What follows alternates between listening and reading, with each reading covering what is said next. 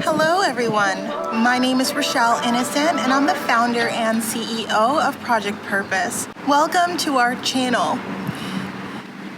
Our community is focused on fostering the intellectual and character development in children. We do this through our parent-child workshops that are focused on 4 themes: autonomy, self-efficacy, compassion, and self-concept in order to cultivate grit, perseverance, and resilience in each child. And we are so thrilled to be offering one of the first of its kind digital, virtual, and continuous learning environments, enabling parents and children to connect from all around the world. At Project Purpose, our overarching mandate is to renew and rebuild family, community, and relationships. Our different social media platforms provide us with an opportunity to have discussions and to create space on all topics that relate to family, community, and relationships with ourselves as well as with others, with a primary focus on mental health and education. More precisely, the ways that the institutions of mental health and education play a role and have played a role in our societies at large. These discussions and debates provide us with an opportunity to think critically about what needs to change within these structures for us to live up to our bold slogan, support, protect, and empower each child through youth-focused development, better known as leadership in juvenescence. We recognize that in valuing our children's leadership potential, this translates as recreating and co-creating environments, both socially and politically, that will enable our children to thrive. For those of you who are particularly keen on the topic, we also write thought pieces every other Sunday. We actually are scheduling a thought piece to drop this upcoming Sunday. So be sure to meander over to our website and check out our online content. Now, if it is the case that you are looking for a listening alternative, well, we're available on 12 different podcast platforms for your listening leisure, and we provided you with access to the links in the description down below. Now, as is the convention, be sure to subscribe, hit that post notification bell so that you are aware of every time we post. And of course, if you like these conversations and you want to keep them going, like, comment, and share this segment. Let's get into it. Hello, ladies and gentlemen, and welcome back to another segment here on Project Purpose. For those of you who are new, we cover topics that relate to mental health, mental wellness, and education on a week-by-week basis. And today our topic of discussion is on education. On the topic of education, I'm going to be continuing the conversation on myself. I'm going to be continuing the conversation around narcissistic abuse. So I've started the conversation in an earlier video this week. I talked a lot about my own personal journey, my own healing journey around having been raised in a narcissistic family structure and how being raised in a highly functioning narcissistic family structure has influenced me and my becoming, and how that reached a catalyst to the point where I decided to go no contact and the retaliation that I experienced as a result of going no contact. I want to continue the conversation this week because I think there's a lot of miseducation around surviving narcissistic abuse, because many survivors are dealing with the dual reality of, what it is that they experienced in and of itself, and then trying to peel back the layers behind how they perceive that experience because they themselves were influenced by some of the narcissist narrative. And so for me, I was not influenced by the narcissistic narrative. I have always been a truth teller, so the black sheep of the family. I've always stood out. I've always stood my ground. And I think that it's really very important, the first notion, and I think that this is going to be a video where I kibosh a lot of the misconceived notions around surviving narcissistic abuse, or what being a survivor of narcissistic abuse entails, because I think that there's a lot of assumptions that are just false assumptions that make it really hard for someone to be vocal about what it is that they're experiencing, and also easy for you to discount the experience once you've heard it. And so that was a lot of what I experienced, a lot of people discounting my experience with abuse because of my personality. And I think that it's very misguided to assume that narcissists only target people who are vulnerable, who are very weak-willed, who are already victims,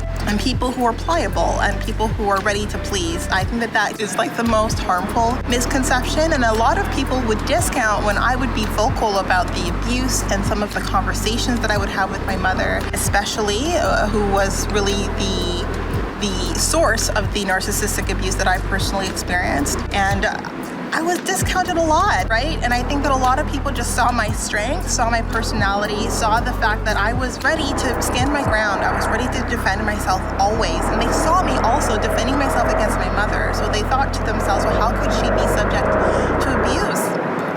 And so I was raised really feeling like there was really no point to me sharing my story with people who would easily discount me. A lot of it had to do with the fact that a lot of people saw that I was raised with a certain degree of privilege that they themselves didn't have. I had parents who were both very educated. My mother has her doctorate degree. My father had his master's in theology. My parents were very well respected. And so when I would speak against my parents or speak against the dynamics that were taking place, it fell on deaf ears. A lot of people just assumed that I was entitled. A lot of people assumed that I was spoiled. And I think that my parents really played into that, right? So they made sure to give me a lot of material things so that anytime I was vocal and I did speak up about what it was like living in my home, they just discounted me as a spoiled brat, right? And I think that that is so problematic because material belongings, having possessions, having a certain status does not discount a family or a certain dynamic from being abusive. And I think a lot of people just assume that abuse happens in a specific setting or that abuse happens within a specific lens, right? And I think abuse can happen regardless of where you stand in society. Abuse can happen whether you are raised by professionals or whether you're raised by people who have been going through generational struggle. And I think that that was one of the biggest sources of contention for me, and even being vocal. I actually ended up leveraging it as a tool where I found that when I was vocal, when I decided to share with someone what my experiences were growing up and they wrote it off or they minimized it, or they diminished it, I wrote that person off, right? So it became this very quick and easy way of deciding who was in my court and who wasn't based on how people responded and reacted to me sharing my story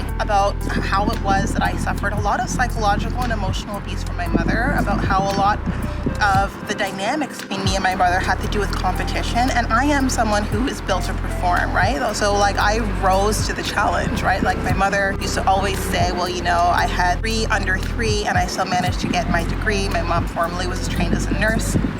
And she would tell me that I would never rise up to that because I was too spoiled and I was too entitled to have that drive. So part of me getting 2 degrees, I have 2 undergraduate degrees in institutional communications as well as in cognitive neuroscience, while working full-time was to prove that I could do equivalent. I could put in equivalent amount of work while I was not interested in getting married young and in having children. Given that I survived my family dynamic, I was like, well, this is equivalent, right? This is the equivalent amount of blood, sweat, and equity. My mother had a lot of health issues because she was entrepreneurial. She kept pushing the needle on her career, and she always chose her career over her family. And so I felt that I wasn't succeeding in life, or I wasn't working as hard unless I was myself dealing with health concerns.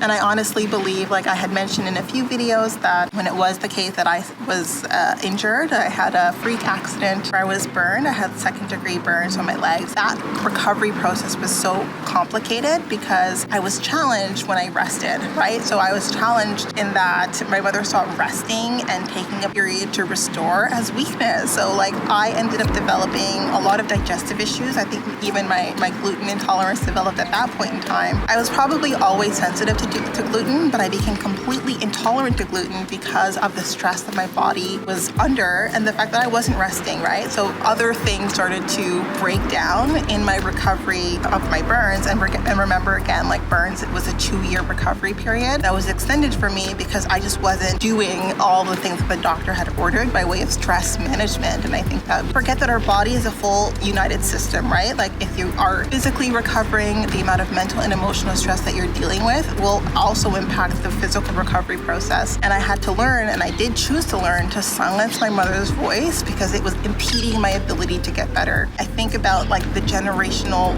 layers of trauma, and a part of that is like high performance. Like in my family, high performance is a thing, but at your own personal detriment. And I had to tell myself, well, I want to be a high performer, but I can't do it to my own detriment because then that's counterproductive. It's counterintuitive to succeed to my own ruin, right? So I wasn't interested in doing that. And so it's interesting because I started to, as I was growing and maturing, just use logic, right? Use logic to really start to see the problems in some of the expectations that I was being held to in my family. And I just realized that it was just toxic. My mother trying to get me to self-destruct in the way that I pursued success, because she was self-destructive in the way that she pursued success, because she was trying to account for what she felt was lacking in herself because of her trauma. And I think that part of my journey, because my mother was maybe the first person that I connected with. Obviously, she's my mother, who subjected me to narcissistic abuse. But what happens, and I'm a huge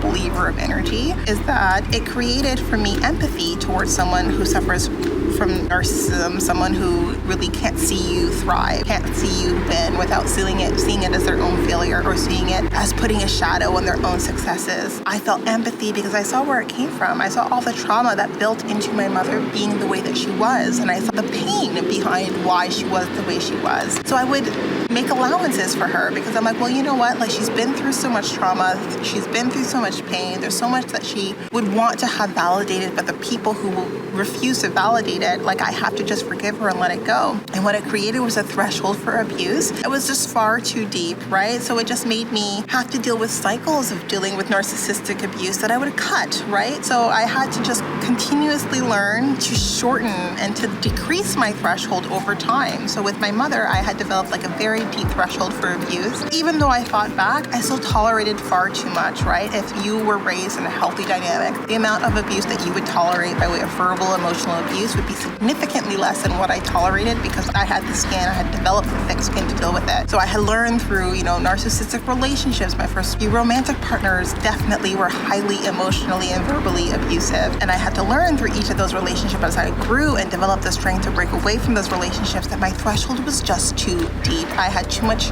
empathy for how I saw these behaviors manifest, right? And when you can understand why someone orients the way that they do, you can sense the pain that these people are carrying. You can't not be compassionate towards it, but what I've learned is I can be compassionate from a distance. I can be compassionate but not subject myself or expose myself to harm by still allowing myself to be connected to these individuals, and that has been a lifelong journey. So it's interesting, because if you met me later in my life, in my later 20s or my earlier 30s, my threshold for abuse, any kind of abuse, verbal, emotional, psychological, first I'm very sensitive to it. I know when it's happening, even if it's very subtle.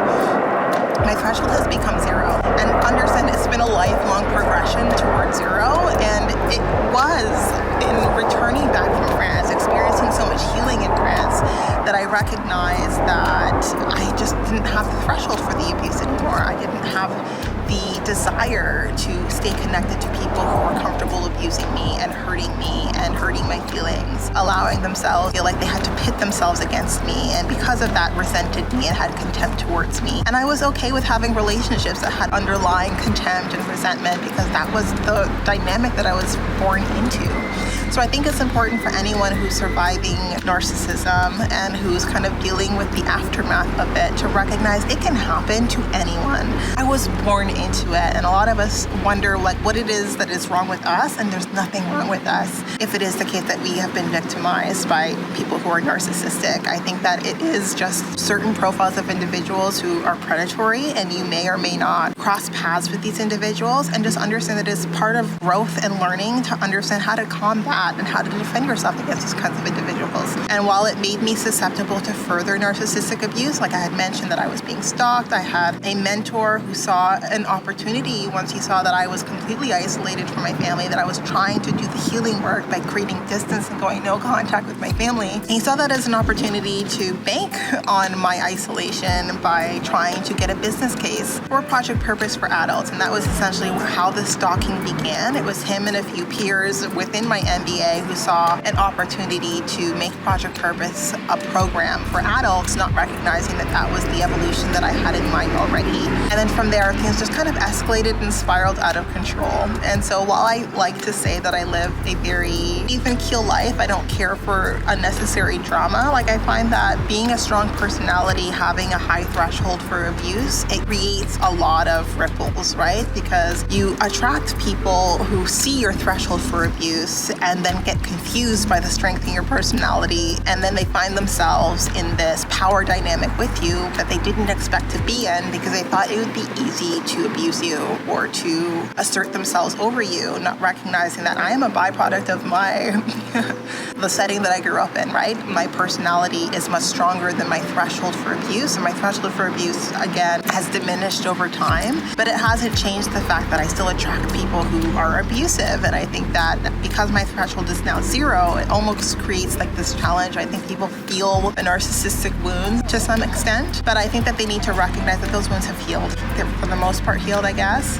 But I think that to assume that just because, I grew up in a specific setting, that means I have a specific orientation or a way of presenting, I think that is a false assumption. A lot of the narratives around people who've survived narcissism, it really paints a victim narrative. And I've never been a victim of narcissistic abuse. I've always been a survivor of narcissistic abuse. I've always challenged the abuse. I've always known it was wrong. I've never played into it. And it's built a lot of skills and a lot of tools that people who haven't been raised in those environments simply do not have. My empathy is a byproduct of being raised by people who just were too caught up in their own suffering to see me beyond the suffering that they themselves experienced. But also my ability to tap into someone's emotional footprint, tap into what someone's experiencing to be able to support myself and navigate accordingly. That came from being raised in those environments. So I think that we need to really be careful with how we paint people who have survived abuse and how we make assumptions about how those individuals orient, because I can tell you, if you're following the dominant narrative around how someone engages and behaves if they have been subject to abuse, I'm going to cut you off guard.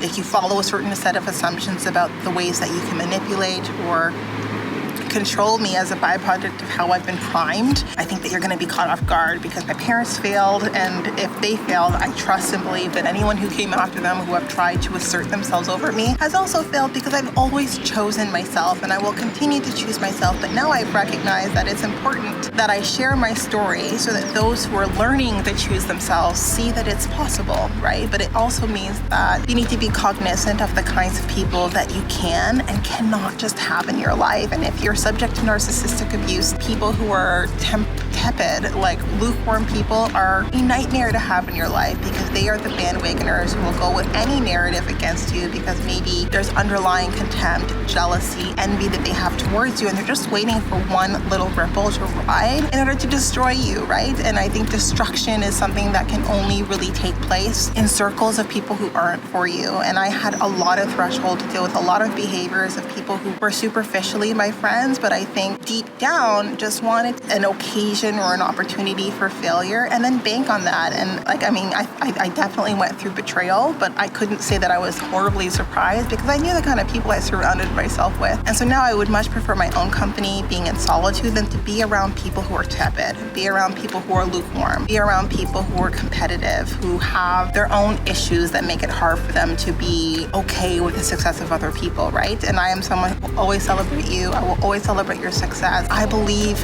in the beauty of life. So it doesn't matter if I'm struggling or if it doesn't matter if I'm on top. Like, it's just, for me, all equivalent experiences of growth and development that I appreciate very deeply because I see my evolution through it. So I really want this conversation to be one of many conversations that really changes the tone and sets the stage for survivorship of narcissistic abuse from a survivor themselves, instead of people who maybe have studied individuals who have layers of their own bias playing into their findings and the outcomes of those studies. I listen to it. I have to say that I've listened to a lot of it as I've been dealing on my own, and there's so much that I just completely disagree with. I'm going to talk about it from a personal vantage point, leveraging my background in cognitive neuroscience, of course, and making it as pragmatic as possible so many people can decide to what extent they fit into that narrative. But I think we need to change the conversation so that less people think that people who have been subjected to narcissistic abuse have been subjected to people who have tried to dominate or to assert themselves over those individuals, or weaponize their mental health, or weaponize any aspects of their character against them. Like, you can fight back, and there's different ways to fight back, but I found that the way that I fought back, it required a lot of endurance, right? I had to really endure a lot of emotional and mental and psychological pain to be able to fight back appropriately, accordingly. Sometimes even you have to give someone enough enough rope for them to hang themselves when you're dealing with a narcissist who's very good at abusing from the shadows, right? And I think because I was raised in a setting where I had highly sophisticated narcissistic family structures in place, and I've learned how to navigate that, it's very easy for me to sense when it is the case that I need to endure and that I need to kind of stand back, but for the greater good in the future, and to push forward. And for me, like, I've had to sit silent because I want to do this all the right way. I wanted to make sure that my P's and Q's were in place, that I dotted my I's and I crossed my T's. And it took quite a bit of mental fortitude in order to do that, but I'm here now ready to engage and have those conversations now with you. So that was it, but definitely not all. It's really scratching the surface of a larger conversation that all of us need to have, because many of us are dealing with some degree of subjugation, and I think that it's time that we break free together. Now, before letting you go, I would be remiss if I didn't let you know that we will be going live at least twice a month, every month for the foreseeable future on our Facebook page, so definitely be sure to tune in. Now, these events are paid events, so if you do see yourself participating in our community on an ongoing basis, then I do suggest that you take a look at one of our package plans. So we do offer package plans over and above our live events, as well as access to webinars and workshops largely focused on self-mastery over and above these events. So be sure to tune in, be part of the game changer community, being part of the change that you want to see, allowing us a small role to play in your journey. We are on the road to 1K, so we do invite you to follow us across all of our social media platforms, and we look forward to chatting with all of you very soon. We'll talk to you later.